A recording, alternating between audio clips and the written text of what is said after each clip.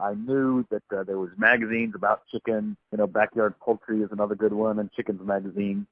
Mm-hmm. And so I pitched the idea of doing a column that would be called Coop Builder to the editor of Chicken's Magazine, Roger Sipe, who's been a very good editor. So I've been working with him for, like 5-6 years now. So every other month I would send in an article about coop, so it might be an article about the fence, or an article about the gate, or the nest boxes, or the roof for the coop, or space under the coop, or all these different pieces that you have to figure out. The habitat. So I'm a science guy, and I work with wildlife, so and so we would always talk about habitat. I realized, gosh, the chicken habitat is the big thing that most of the chicken books don't really talk about. They talk about different breeds of chicken, and they talk about, what to feed them, and when they get sick, what to do, but there would be very little useful information about the habitat. That's what I was writing about in the column, and after doing that for a few years, I realized, wow, I have a lot of material here, and started pitching a proposal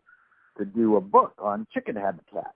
And the folks at Storey went for it, and they're the biggest of the publishers that do gardening and homesteading books. Mm-hmm. So I was really glad to be with them. It's been just one of the best working experiences of my life, dealing with the staff of Storey Publishing. And so as you probably know, working on books, it's a long-term, slow process. And finally the book came out in December.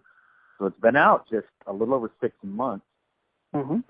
And a few months ago, I had an email from my editor with lots of exclamation points all over it, and she said that the first printing of 13,000 copies had already been spoken for in the first month. Wow. Spoken for meaning, Barnes & Noble and Amazon had ordered them all. That doesn't mean, every copy had been bought, but it meant that every copy was out on a bookshelf somewhere.